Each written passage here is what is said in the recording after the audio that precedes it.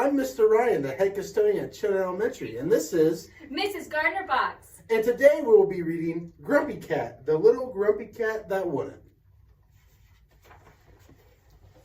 Once there was a little cat. She was cute, she was funny, and she was...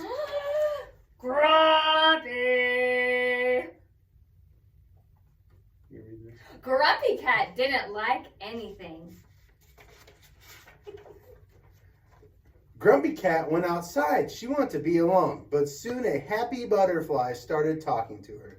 Grumpy Cat didn't know the butterfly's name. She didn't care. "Hi, Grumpy Cat," the butterfly said. "You know what's great about the outdoors?" "Nothing," said Grumpy Cat. Grumpy Cat wanted the happy butterfly to go away, but it didn't. Instead, a cheerful ladybug joined them. "Good morning, Grumpy Cat," the ladybug said. "There's no such thing," Grumpy Cat said. "Grumpy Cat, would you like to play the butterfly axe?" Grumpy Cat wouldn't. "Come on, it will be fun," the ladybug said.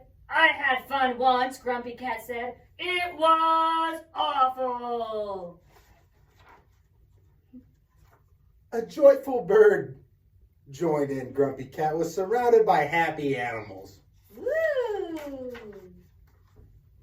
"Grumpy Cat, there must be something fun you would do," the bird said.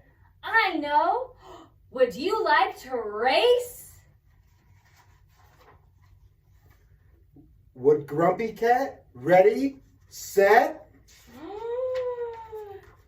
No, Grumpy Cat wouldn't.